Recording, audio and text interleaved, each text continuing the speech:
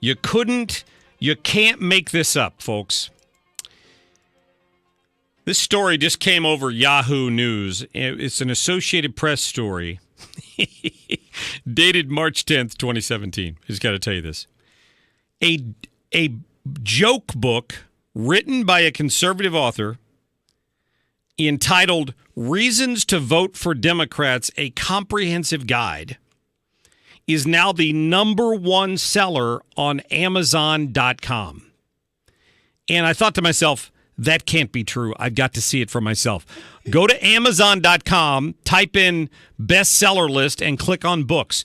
The #1 book is a book called Reasons to Vote for Democrats, a Comprehensive Guide by Michael J. Knowles, right? It's 266 pages long. All of the pages are blank. Except for the chapters. Like it has a chapter title and then just blank pages. Oh, my gosh. So the author, which is pretty brilliant, said that he took a look at the Democrats' record and reasons to vote for him and thought that it was probably just best to leave all the pages blank.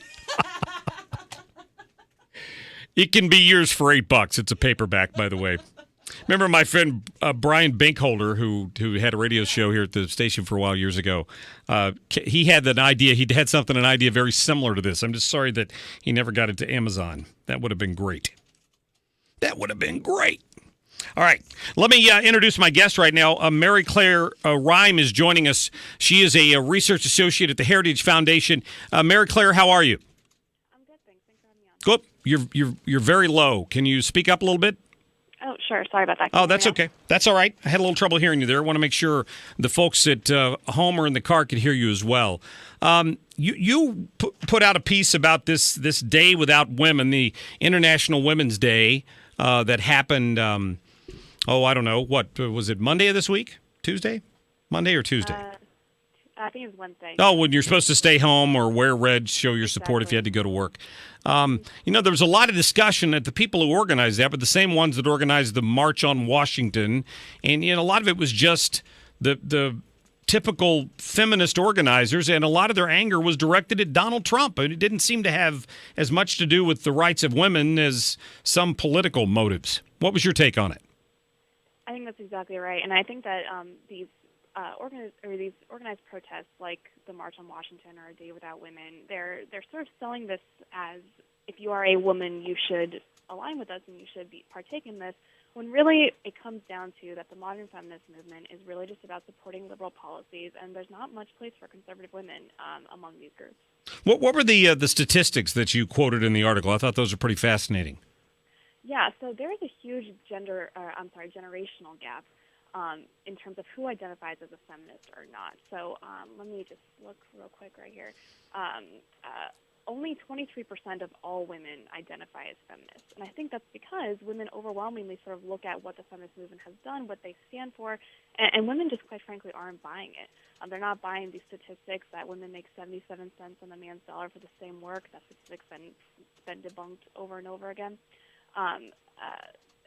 But unfortunately, millennial women, 47% of which identify as feminists. So we're definitely seeing younger women these days identify as feminists much more, and they're buying into this ideology. And what I write about in my piece is that this is a harmful ideology for young women, because we're touting statistics that aren't true, and we're telling women that the world is stacked against them before they even get into the workplace. And I think that's pretty harmful. Yeah, well, absolutely it is. And I don't know how you get that message out. I mean, I think traditionally younger people, and in this case we'd be talking about the millennials who are, are they 21 and up for the most part? That sounds right, yes. Yeah, 21, 23 age range and up, probably into their early 30s. They're coming out of these college campuses where they're indoctrinated in a lot of cases. You're certainly not getting, even in our high schools these days, we've had some examples of that locally, where you're not getting both sides of the story on the political spectrum by any stretch of the imagination. Do you think it's just an age-related thing? I mean, I've often heard that, once you grow up and you've got bills to pay, you become more conservative. I think that's certainly part of it. And I do think that the culture on college campuses nowadays is playing a huge role here. You use the word indoctrinated, and I think that's exactly right. I think we have majors right now, like gender studies, that have no real application in the marketplace. I mean, there's no job necessarily for someone who studies gender studies, but we're encouraging young women to study these degrees, and then we push them out of college, and they're unable to pay back their student loans. And that's a women's issue if we're overwhelmingly educating women in degrees that are not going to help them move up the economic ladder. And this is why you see a lot of the feminist movement, I think, supporting liberal policies, because their solution to this is, well, we should make college free, or we should expand loan forgiveness options, and sort of making taxpayers bear the consequences of these women getting educated in degrees that aren't going to help them financially. Well, it's another reason. Another reason why they're pushing for $15 an hour minimum wage, because it's the only way they're going to get a raise. Absolutely, exactly. So I think the solution to this is to encourage more women to pursue degrees that actually have application in the marketplace. But if you tell that to a modern feminist today, their response is, well, why should we have to enter the man's world? Which I think is sort of interesting that they're defining themselves by man's terms. I mean, more like if you go to college, you should want to get a job. I think you should want to be able to pay that job back, especially if you're taking out federal student loans.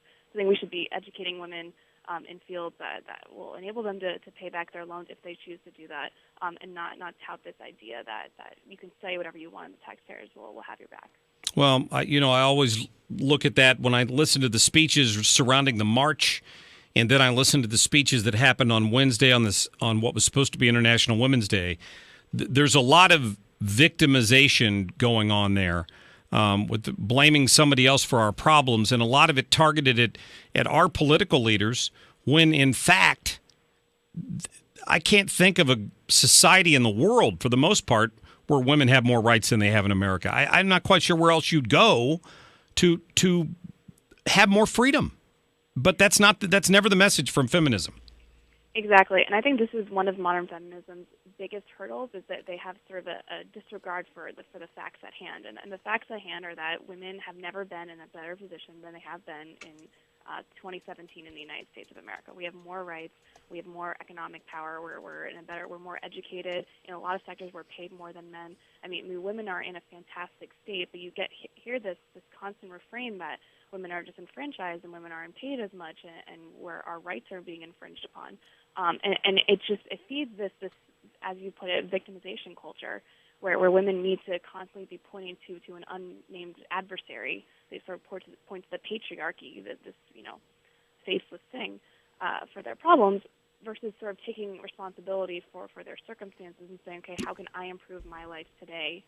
And it's sometimes a lot easier to protest the patriarchy. Yeah, sure it is. There is no one person that's the patriarchy. Well, Mary Clare, I'll encourage people to go to the Heritage website, heritage.org, and read more of your article there. Thank you so much for your time. Thanks for having me. Yep, have a great weekend. Sorry her audio was so low. I wish we could have boosted that up a little bit, but I think it's important. When I have Annie Fry in here, we talk about these millennial issues a lot, and sometimes I have questions that maybe for generational reasons I don't understand this or that, but when it gets right down to it, I knew a lot of women when they were in college and early in my career who took that point of view, and they've changed now 20 years later. So time has a big impact on that, I believe, quite frankly. All right, when we come back, Congressman John Shimkus being run over the rails in the Post-Dispatch and some other media for some comments he made about these Obamacare changes and some of the mandates and the ridiculous things you were forced to pay for in it. We're going to let him get on here and defend that and tell us about this markup and the debate that's going on in Washington. That and much more when we come back. This hour of the Mark Cox Show brought to you by Naputi Wellness, NaputiWellnessCenter.com. Speaking of